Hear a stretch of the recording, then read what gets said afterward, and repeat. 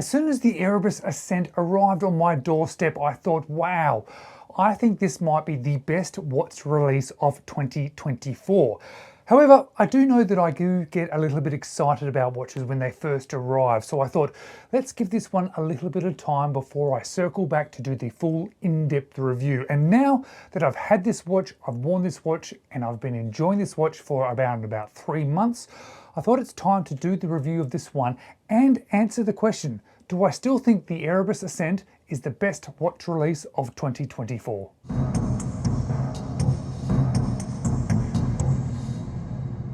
Hello, you're watching James. My name's James, you're watching me, and I am talking about watches, and there is an issue with Erebus watches.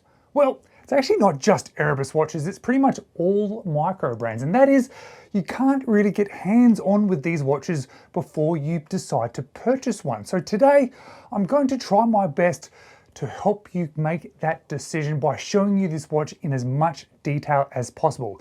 It's not the same as having hands-on experience with it, but I'm going to do my best through a video to give you my sort of feel of this watch on wrist, my positives of this watch on wrist, the couple of negatives that there may be with this watch, and do this by showing you in as much detail as I can with as much footage as I can. But there's two things I want to say to you first. First of all, this is a sponsored video. It's a sponsored video because when I went to buy this watch, Jody actually reached out to me and offered me a discount. So I got to buy mine at a discount, and therefore it is a sponsored video. And I would have left it anyway, but I'm going to leave a direct link to the Erebus website down below. And secondly, it's worth sticking around to the end of this video because there's something that I want to tell you about, something that I'm sure you're going to be rather excited to hear. Now, the one that I'm going to be featuring on today's episode is my watch. It is the black Helix dial version. But if you look on the website, there are a bunch of other different dial variations. And this does seem to be a trend coming from Erebus watches, that they are putting out lots of different dial variations, both in textures, materials, and definitely in colors. But it depends on which one you decide to choose, depends on the price, because they do vary a little bit. They vary from around about 699 Australian dollars up to 795 Australian dollars. Now, I know they've also decided to do something a little bit different with the taxes, especially for the UK buyers.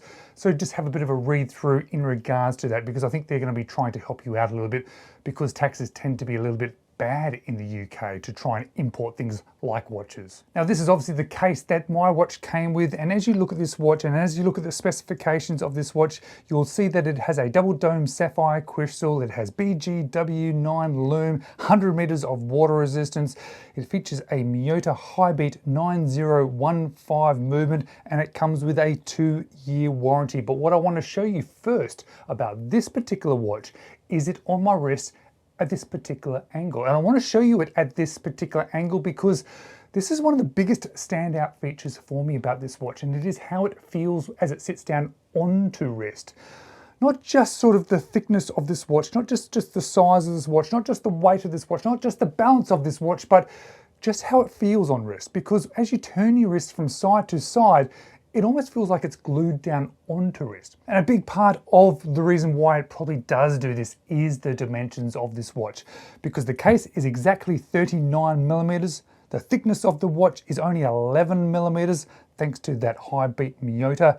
The lug to lug is a super short 45, and I think that is a big part of the reason why it sits down like this on wrist. But it has a standard 20 millimeter lug width, tapering all the way down to 15.5, and it has just a nice, comfortable 118 grams weight after being sized to my 17 centimeter wrist. So those dimensions and that weight, but then the overall balance, give a wrist feel that is absolutely incredible. In fact, it really stands out to me, and it didn't even matter what then the watch looked like. I was then going to enjoy this watch just because of how it felt on wrist. But you probably are going to be wanting to buy it because of the way this watch looks. And this one, this black Helix version, it does look particularly good, because as we look a little bit closer, you'll see that there is that 3D black Helix design with the Erebus logo intertwined into that design. On top of that Helix, there is a little bit of printing, the Erebus name in white, Ascent and 10 atmospheres in white, the color matched date wheel there, also has white numbers to match in with those lettering that is above it. And then there is some white accents on that curved inner chapter ring in the minute markers and the slightly larger sections just above those markers on the hours. But then everything that is applied onto that dial, both the hour markers and that Erebus logo and the calendar date frame, are all polished, and they tend to really sparkle in the light. And they look like they've been cut super well, just like the hands of this watch. Because I know Jody and Stephen decided to put a lot of extra effort and even a little bit of extra of the budget towards this watch into making these watch hands cut beautifully, and they exactly do as promised, because they are beautiful hands, a nice size, a good design as well, and they go right to the edges, which is what I also really like. And of course, there's a bunch of lume on this watch, which is exactly what I would expect from Jody, because he does like his lume. There is lume in the markers, the hour markers there, and the hands. And I like, not only is the lume good and strong and last, but I do like how the lume, that white color lume, then breaks up the polishing of both the hands and those hour markers. And just like the wrist feel is a standout feature to me, a standout feature of this dial is just how well those markers and those hands are done. And of course that helix dial, especially when it hits the sunlight, wow, I think it just looks absolutely incredible. And the dial is of course covered by a nice piece of double toned sapphire crystal, as I mentioned before, and plenty of AR coating as well, because this is one of those crystals that tends to disappear. This is a watch that I do take out in the sun a lot because I want to look at that dial, so it's nice to have a piece of crystal that you can see straight through without too much reflection. And when I look down at this watch, I don't instantly think that this is a predominantly polished cased watch, but it actually is. I sort of feel when I look at this that it is a mixture of textures and surfaces, but I think that's because of the angles and then the bracelet. But first of all, let's have a quick look at that solid polished bezel, going down onto a little bit of brushing on tops of those lugs.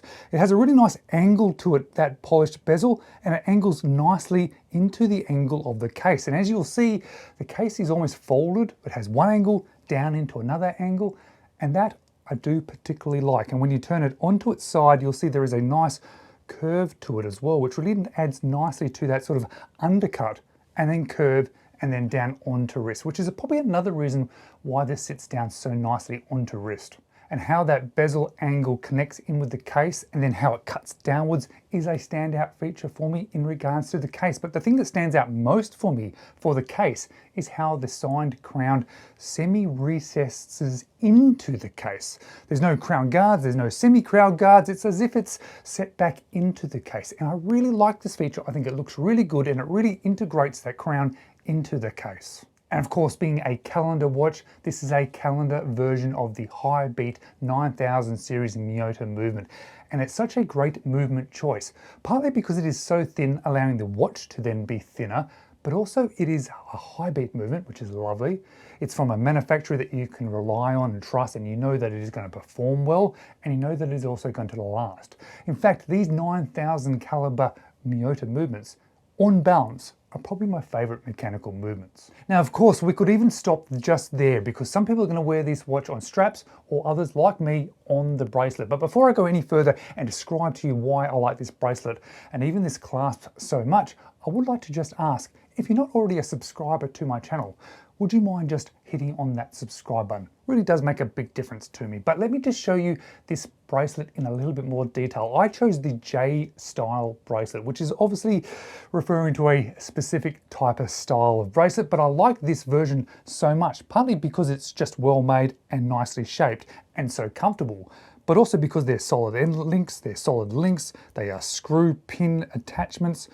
They are nice and soft when you touch them. They are different materials. They are a mixture of polished and brushed. And when you look down the side, you can see that they are all individual links, and it leads into a clasp, which is probably one of my favorite styles of clasp. The double trigger, all milled interior with an on-the-fly adjustment. And that on-the-fly adjustment on this watch and others that I have in my collection have been utilized a lot recently. I live in a rather hot climate and I am constantly changing that adjustment. So it's worthwhile having that on a watch.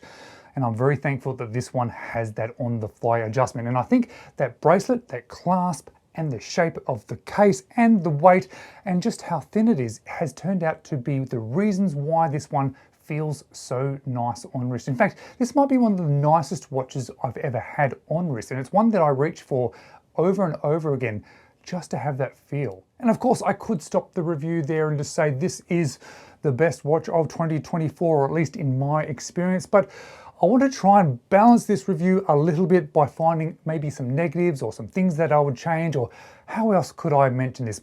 Maybe some moans and niggles. But I've had to reach pretty deep to find these, and they certainly have not offset how I feel about this watch. But for just pure clarity for you, if you haven't been able to get hands-on with one of these, it's probably worth knowing all the little details, including my thoughts about, firstly, the packaging. It's a good case, it's nice and solid, and I know that my watch would arrive safe in it, but it's probably not my favorite travel style case. It's not something that I would then reuse.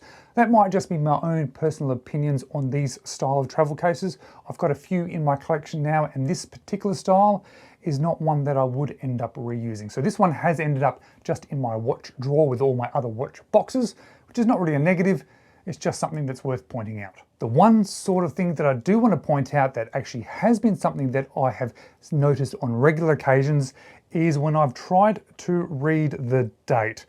Now, my vision is still fairly good, but this date window, it is a little bit difficult to read. And I think that's partially because they've chosen for it to be an integrated style with the coloring, and it may differ depending on which dial you choose. But this one, I have on occasion had to get it at the right light to be able to read that calendar date. I don't think I'll change it in any way. I would much prefer the aesthetics of how they've created that date window over the legibility, but it is definitely something that's worth pointing out as well. And the bracelet. I said lots of good things about this bracelet because it is a really nice bracelet, and it is not something that I notice any negatives about unless I start to dive into it trying to look for negatives. And let me try to show you what I mean, because as you look at it on wrist, it drapes, it's comfortable, it's nice. When you run your finger lengthways across it, it is lovely, it is nice, it is soft.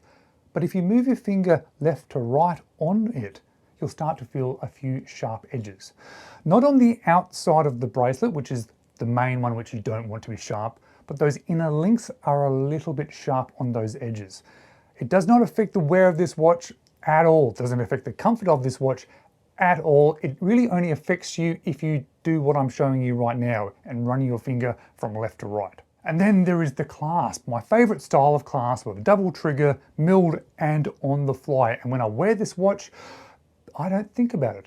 I just use it, I utilize that on the fly adjustment, and it is fantastic. No further thoughts. And it is not until I then hold the watch like this that I then start to think, is it a little bit too chunky? Is it a little bit bigger than I would hope? And it probably is a tiny bit when I'm holding the watch like this. When I'm wearing this watch, I don't notice at all. But I do think there is some possibility for improvement in the future. And I say the future because these style of clasps are still just filtering down to the more affordable watches. They're still being refined by companies. And I think as we go forward, that they are going to start feeling a little bit thinner and a little bit smaller, which might suit this watch if there's future generations of it. At this stage, it's probably the best one that they could have chosen, and it's probably the one that I would have chosen as well. So then with all that being said, it's probably pretty obvious that what my answer is about, is this still what I would consider the best watch release of 2024? And I can certainly say, in my experience, from my perspective, I think it is.